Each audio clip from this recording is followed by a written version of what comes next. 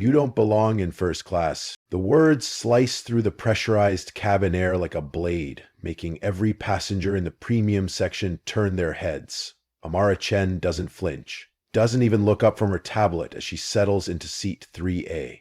Her fingers remain steady on the screen, reviewing the final details of a $900 million 0 cents acquisition that will close in 3 hours. But in exactly 47 minutes, she'll cancel the entire deal, and the family sneering at her will lose everything.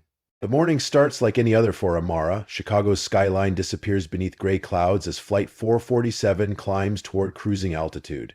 She's dressed simply, a black cashmere sweater, dark jeans, minimal jewelry except for the Patek Philippe partially hidden beneath her sleeve, and her mother's rose gold bracelet that never leaves her wrist. The Hermes bag tucked beneath the seat contains documents that could reshape an entire industry, but its logo faces inward, invisible to prying eyes. Richard, they're letting anyone in first class these days. Victoria Wellington's voice carries that particular tremor of fear masked as superiority. Her fingers clutch her Birkin bag tighter, the same model she'd watch her mother sell during their 2008 bankruptcy. The memory still burns. Richard Wellington forces his trademark laugh, the same nervous sound that escaped during the FBI raid on their estate in 2015. Charges dropped then, but the fear never quite left. Standards have certainly slipped, he agrees, adjusting his Rolex. The one asset the feds couldn't freeze. Blake Wellington twists his Yale-class ring obsessively, a tell from his expulsion junior year that no amount of daddy's money could completely erase from his record. Probably used miles, or got upgraded, he stage whispers, loud enough for Amara to hear. The collar of his shirt rides high, hiding the tattoo from his third stint in rehab. Madison Wellington already has her phone out, desperate for content after her trust fund got cut last month. "This is hilarious," she giggles, going live to her 50,000 followers. "You guys, we got a situation here in first class." The viewer count starts climbing immediately. Mara's fingers pause on her tablet for just a moment. In row 4B, a middle-aged white man keeps glancing at her with an expression she can't quite place. Recognition? She's careful about public appearances, but something about his posture, military straight, triggers a distant memory. Flight attendant Jessica hovers nervously nearby, new to the job and clearly influenced by the Wellingtons' not-so-subtle comments about maintaining standards. She's young, eager to please, unaware she's about to make a decision that will end her career in exactly 43 minutes. If someone told you that you didn't belong in first class because of how you looked, what would you do? Let me know where you're watching from in the comments below. The woman's fingers tighten on her phone, but she smiles. A smile worth $900 million, 0 cents. The confrontation begins with theatrical politeness. Jessica approaches Amaro's seat, her voice pitched high with artificial sweetness. "Excuse me, ma'am. I just need to verify your boarding pass. Sometimes our system has glitches." Amara looks up for the first time, her dark eyes calm as still water. She presents her digital boarding pass without comment. The first-class cabin has gone quiet, that particular silence of people pretending not to watch while watching intently. "I'll need to see some identification as well," Jessica continues, her hands trembling slightly, "just to be thorough. Is there a problem?" Amara's voice carries the kind of authority that comes from years of commanding rooms full of hostile executives. She produces her driver's license with the same unruffled grace. Richard Wellington chooses this moment to insert himself. "Just move her to where she belongs," he says, not bothering to lower his voice. "We're trying to maintain a certain atmosphere." Marcus Thompson in seat 2B shifts uncomfortably.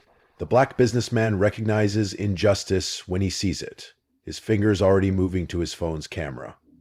Sarah Kim, the Asian lawyer in 4A, does the same, her legal mind cataloging potential violations. "I belong exactly where I am," Amara responds, her tone conversational but firm. She makes eye contact with Richard for exactly 3 seconds, long enough to register the challenge, not long enough to escalate. Victoria Wellington stands with practiced elegance, her voice dripping with false concern. "We're just trying to help you avoid embarrassment, dear. Perhaps there's been some confusion about the seating arrangements. Madison's live stream audience has jumped to 75,000. Comments flood the screen. This is messed up. Why is she so calm though? Get her name. The hashtag #FirstClassKaren starts trending before the plane reaches cruising altitude. Jessica looks between the Wellingtons and Amara, caught in a web of her own making. Ma'am, would you mind stepping aside for just a moment? We can sort this out privately. I would mind, actually, Amara says, returning to her tablet. My seat is confirmed, my identification provided. Unless you're requesting the same verification from every passenger? Lake Wellington snorts, right, because that's the same thing. The man in 4B shifts again, and Amara catches his movement in her peripheral vision. There's something about the way he holds himself, the way his jaw tightens at Blake's comment. Military, definitely. But why does he seem familiar?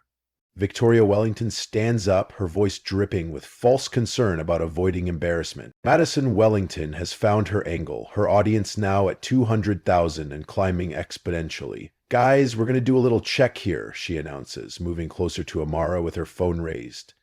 Let's Face ID this lady and see if she's really supposed to be here. The live stream explodes. Face ID check. Let's Google this lady. Madison's voice carries the manic energy of someone who's finally found their viral moment. She holds her phone inches from Amara's face, the camera capturing every detail. Come on, help me out, guys. Who is she? Comments flood in at breakneck speed. This is messed up. Why is she so calm, though? Check that watch. Is that a Paddock? Leave her alone. No, keep going. This is wild. The digital mob splits into factions, defenders versus trolls, while Madison's viewer count rockets past 300,000. Madison, that's enough, a woman in 5A says quietly, but Madison waves her off. It's fine, we're just having fun. Madison's laugh sounds forced, desperate for the validation only views can provide. Right? We're all friends here. Richard Wellington accidentally bumps Amara's elbow as he moves past her seat toward the bathroom. Her tablet clatters to the floor, the screen cracking on impact. Oh, pardon me, he says with exaggerated politeness, not bothering to help retrieve it. Blake picks up where his father left off. Maybe she can't afford a new one. Those upgrades using miles don't come with insurance, do they? The live stream title updates, getting her kicked off the plane RN. Viewers now 500,000. The comment section has become a battlefield. Flightgate trends worldwide in minutes. Twitter detectives are working overtime, screenshots spreading across every platform. Amara bends to retrieve her tablet, and as she does, her fingers find the rosary in her pocket. The smooth beads ground her, a technique her therapist taught her for moments when the past threatens to overwhelm the present. She sees herself at 7 years old, watching security escort her mother from Nordstrom. Please, I have money, her mother had said, holding out crumpled bills. They didn't care then either. Ma'am, I'm going to have to ask you to step off the plane for verification, Jessica says, her voice barely audible over the blood pounding in Amara's ears. Security is on their way. The cabin erupts, not with sound, but with the frantic tapping of fingers on screens.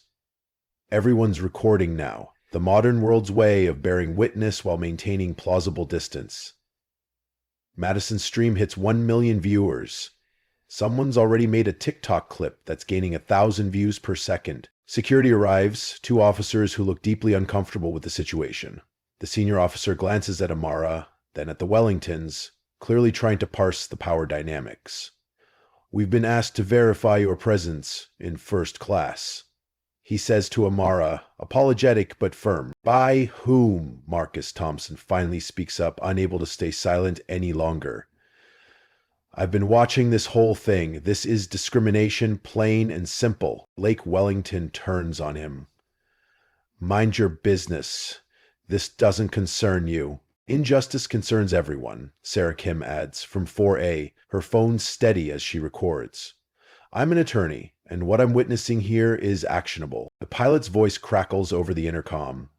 Ladies and gentlemen, we're experiencing a slight delay in reaching cruising altitude. Please remain seated with your seatbelts fastened. Amara stands slowly with the kind of dignity that makes the entire cabin hold its breath. Her fingers brush against her mother's bracelet, then find her phone. She types a simple message. Initiate Protocol 7. The send button feels heavier than it should. As security escorts her off the plane, she turns to look at the Wellington family. Richard's smirk hasn't quite faded. Victoria's Botox can't hide her satisfaction. Blake's already making jokes to Madison's camera. Madison's stream title now reads, "We did it, got her kicked off. I'll remember this moment," Amara says quietly, her voice carrying despite its softness. Every second counts. As Amara stands to leave, she speaks 7 words that drain the color from Richard's face. The gate area provides a strange contrast to the chaos of the plane. Amara finds a quiet corner, her back to the windows where planes taxi in orchestrated patterns. She closes her eyes and she's 12 again, holding her mother's hand in a hospital room that smells of disinfectant and dying flowers.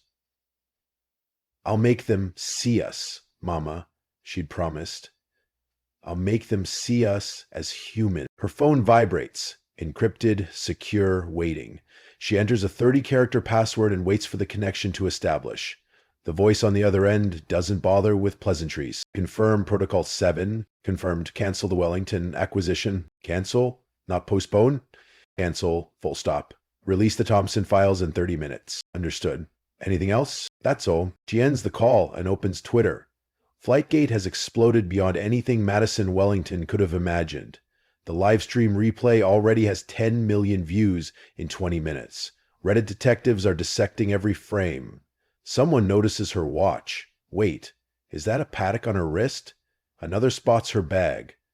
That's a $40 0-cent K Hermes. I'd bet my life on it. LinkedIn users are starting to connect dots. A financial analyst posts, "The woman in Flightgate looks familiar. Can't place her, but I swear I've seen her at industry conferences." The post gets shared 500 times in 3 minutes. An anonymous Twitter account drops the first real hint.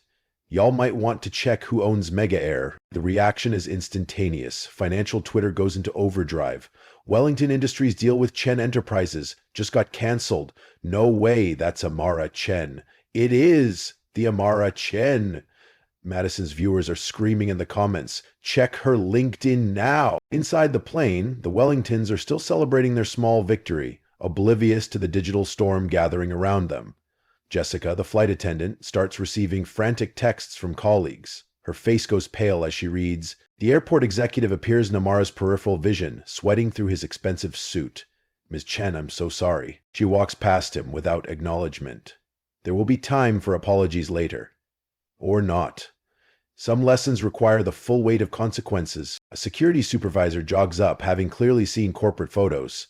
He whispers urgently to the other officers, whose expressions shift from confusion to horror to something approaching panic. Mira walks back toward the gate, each step measured.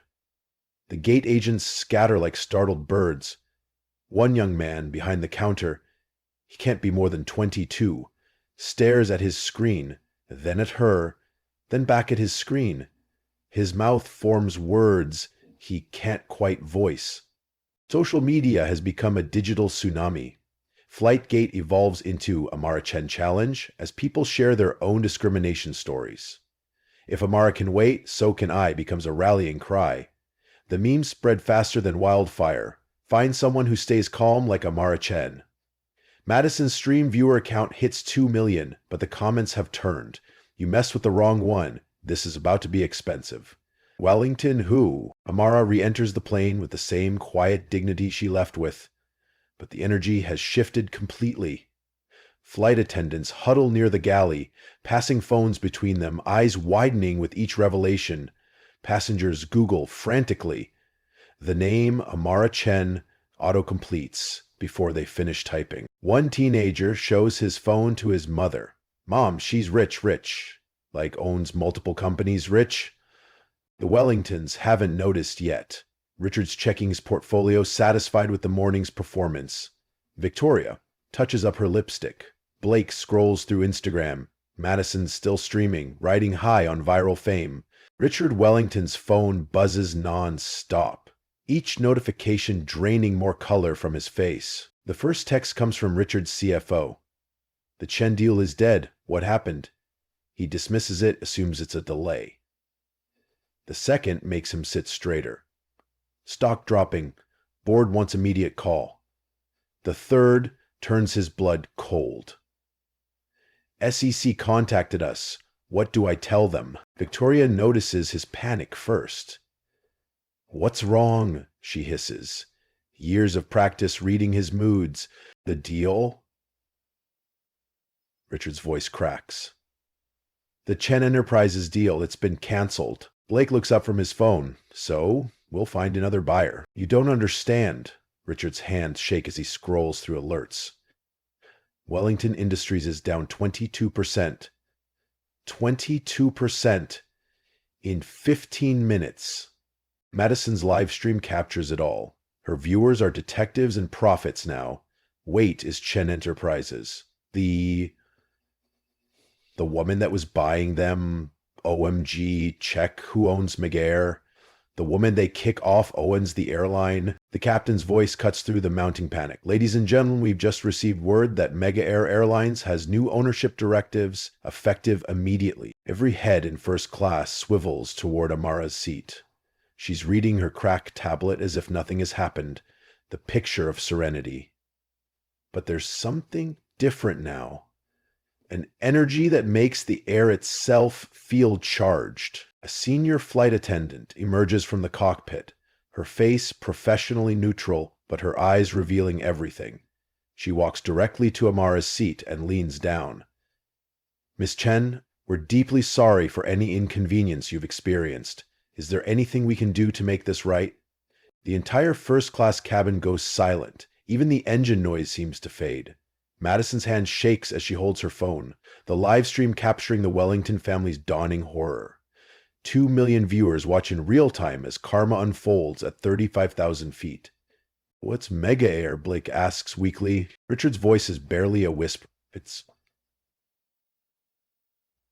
this airline. Victoria's frantic Googling confirms their worst fears. Her perfectly manicured nails tap a staccato rhythm of panic. The search results are damning. Amara Chen, CEO of Chen Enterprises, majority shareholder of Mega Air Holdings. Madison's viewers have become a Greek chorus of justice. She owns the plane they're on. They tried to kick her off her own plane. This is better than Netflix. The captain announces ownership changes while the Wellingtons realize their catastrophic mistake. The social media storm reaches Category 5. TikTok detective at Aviation Audrey posts a thread that goes instantly viral. Guys, I found her. Chen Enterprises. The evidence is overwhelming. Forbes 40 under 40, America's youngest black female billionaire, owner of 17 companies, including the crown jewel, 62% of Mega Air Holdings. Madison's face drains of color on her own live stream. The comments section has turned into a digital coliseum. No way. She owns what? Delete everything, Madison? Too late, bestie. We got the receipts. The viewer count climbs past 3 million. Major news outlets are picking up the stream. CNN's Chiron reads, breaking, airline CEO discriminated against on own plane. Marcus Thompson can't contain himself any longer. I've been recording since this started, he announces to the cabin. Every word, every action. I'm Marcus Thompson's civil rights attorney. And Miss Chen, we've got your back. Sarah Kim stands too. I'm also an attorney specializing in discrimination cases. What we've witnessed here is actionable on multiple levels. Other passengers find their voices. I saw everything. They knocked her tablet on purpose. That woman tried to put a camera in her face. The chorus of support builds, each voice adding weight to the moment. But the real revelation comes from seat 4B. The military straight man stands slowly, his bearing commanding instant attention. Major Chen? His voice carries across the cabin. Afghanistan, Camp Chapman, 2009. Every head turns. Amara looks up, recognition flickering across her features. Colonel James Wright, he continues. You probably don't remember me, but I remember you. Kandahar Province. You saved my entire unit. The cabin collectively holds its breath. Madison's stream is chaos. Major, she was in the military. Afghanistan? Who is this woman? Wright's voice strengthens. She negotiated with warlords in 4 languages. Got us out of an ambush that should have killed us all. Left service with full honors to care for her dying mother. He pauses, swallows hard. I have been trying to thank you for 15 years. He raises his hand in salute. After a moment, Amara returns it, the gesture small but profound. The cabin erupts in whispers. Passengers film the salute, understanding that they're witnessing something larger than a simple confrontation. Richard Wellington's hands shake as he tries to call his lawyer. The senator who usually takes his calls sends him straight to voicemail. His board members' texts become increasingly frantic. The family empire, built on 3 generations of questionable ethics, crumbles in real time. Victoria's Botox can't hide her terror anymore. Her pills scatter across the floor as she fumbles with the bottle. Blake's Yale ring rolls under a seat as his hands tremble. Madison's live stream continues, but she's crying now, repeating, "I'm so sorry," like a mantra. Amara stands with quiet authority while 3 million viewers watch the Wellington Empire collapse. Amara finally rises from her seat. She doesn't need to raise her voice. The cabin's attention is absolute. She walks toward the Wellington row with measured steps, her mother's rosary briefly visible in her hand before she tucks it away. "I believe in second chances," she says, her voice carrying the weight of hard-won wisdom. "You've had yours." She doesn't list her achievements. She doesn't need to. CNN has already done that. Their breaking news banner reading, Mega Air CEO Amara Chen, former NSA Deputy Director, cancels $900 0 M Wellington deal after discrimination. The information comes in waves through passenger whispers and frantic Google searches. Colonel Wright fills in pieces. 8 years in intelligence before Harvard. Sarah Kim adds, "She's argued cases before the Supreme Court." Marcus Thompson, "My daughter works for her, says she's the best boss she's ever had." Madison's phone captures her family's destruction in high definition. Her father clutches his chest as Wellington Industries stock drops 45%. Her mother's designer facade cracks completely. Blake mouths, "We're fucked," as his trust fund evaporates in real time. Amara pulls out her phone and makes a single call. She speaks one word, now. Every phone in first class buzzes simultaneously. News alerts flood in. SEC raids Wellington Industries headquarters. FBI investigating Wellington family under federal investigation. The symbolic power of the moment isn't lost on anyone. Amara reaches into her pocket and pulls out her mother's rosary, kissing it once before putting it away. The gesture, caught on a dozen cameras, will become iconic within hours. The rosary moment will trend for weeks. She returns to her seat without another word. The Wellingtons sit frozen, their world collapsing in real time as 3 million people watch. Madison's stream has become a digital pillory, her family's humiliation broadcast to the world. Would you have revealed your identity right away? Or waited like she did? Drop a comment below. Power shifts at 35,000 feet as phones buzz with news of federal raids on Wellington Industries. The captain's voice returns, professionally neutral but with an undercurrent of something else. Respect, perhaps? Miss Chen, we have New York ATC on the line. They're asking about your preferred landing arrangements. Mara considers for a moment. Tell them we'll circle Manhattan for 20 minutes. Let everyone see what accountability looks like from above. The plane banks gently, beginning its orbit around the city. News helicopters join the formation within minutes. The image, Mega Air Flight 447 circling Manhattan while justice unfolds inside, becomes instantly iconic. Every major network carries it live. Inside the cabin, Amara stands once more. This time, she addresses everyone. You witnessed discrimination today, but you also witnessed silence. Evil thrives when good people do nothing. Her eyes move across the rows, making contact with those who stayed quiet. I don't blame you. The system teaches us to look away. Today, we change that. She pulls out her tablet, cracked screen and all, and begins typing. The split screen on CNN shows her fingers moving while a press release appears in real time. Chen Enterprises announces $100 million 0 Grace Chen Justice Initiative. Named after my mother, she says simply. She cleaned houses for families like the Wellingtons.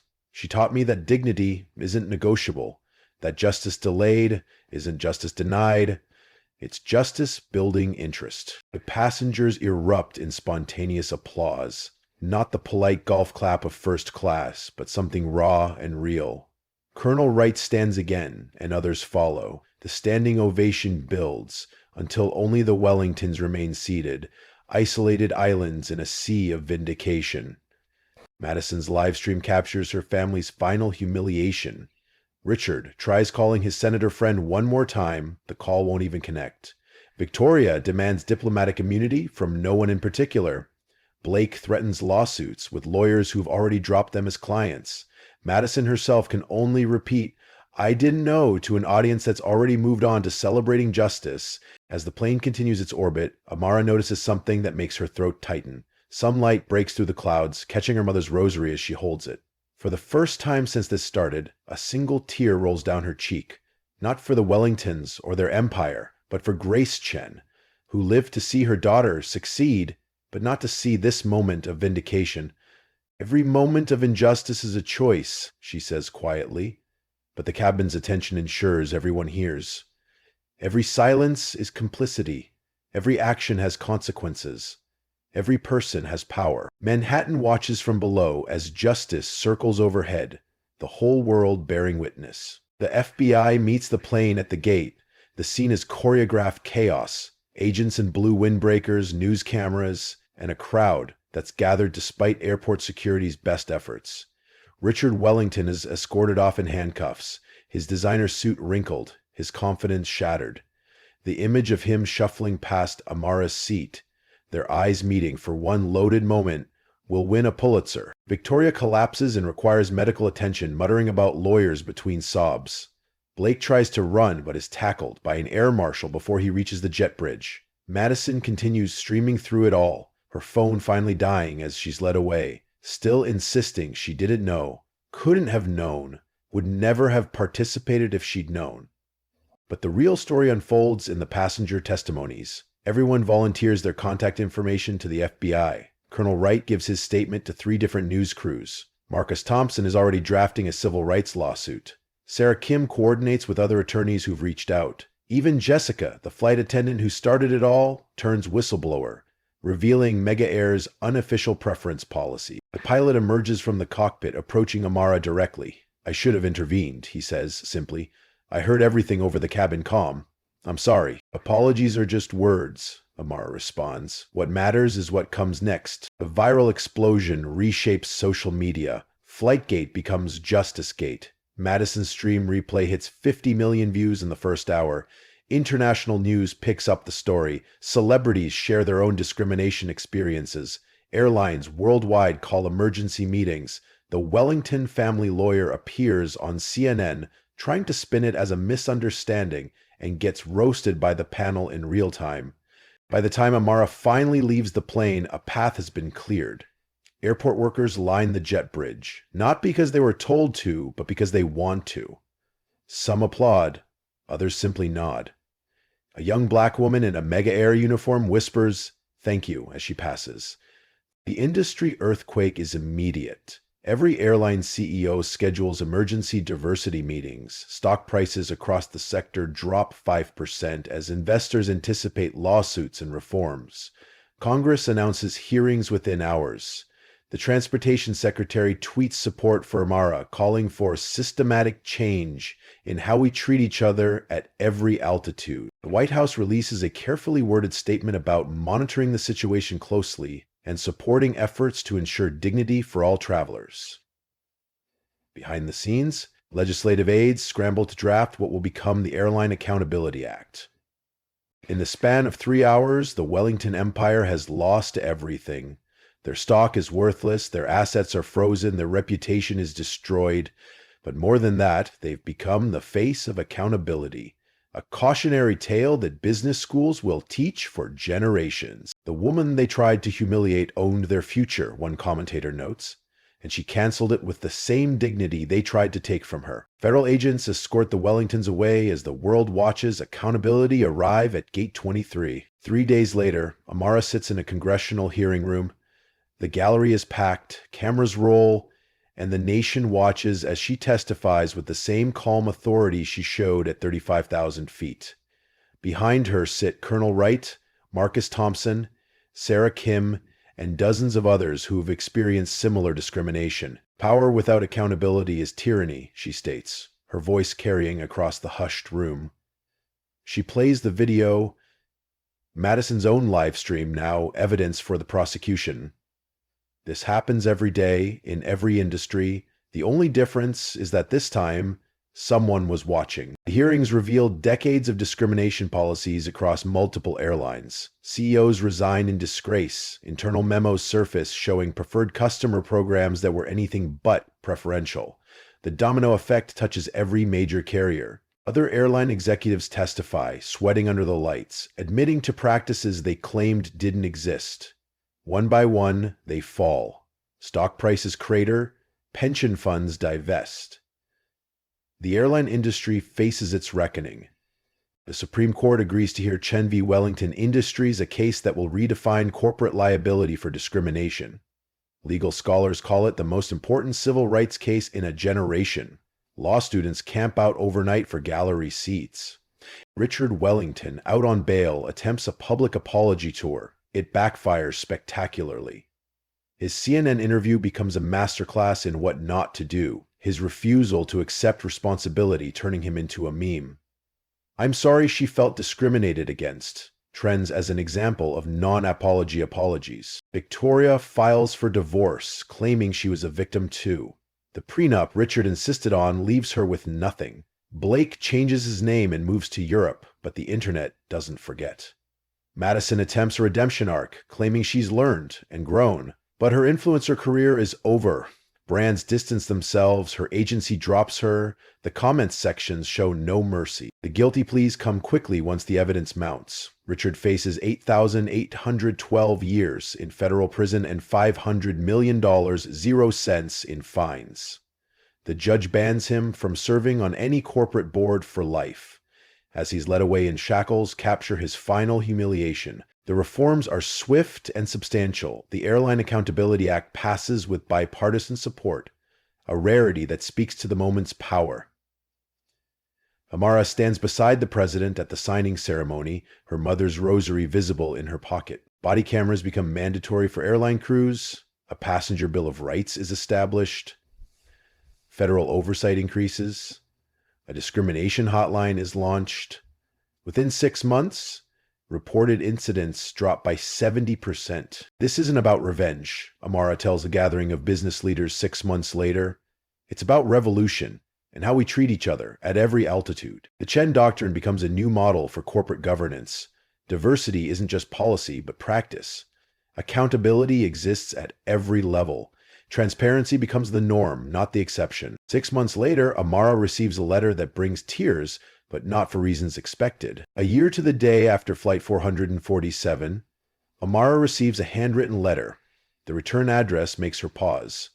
Jessica Matthews, formerly Jessica the flight attendant.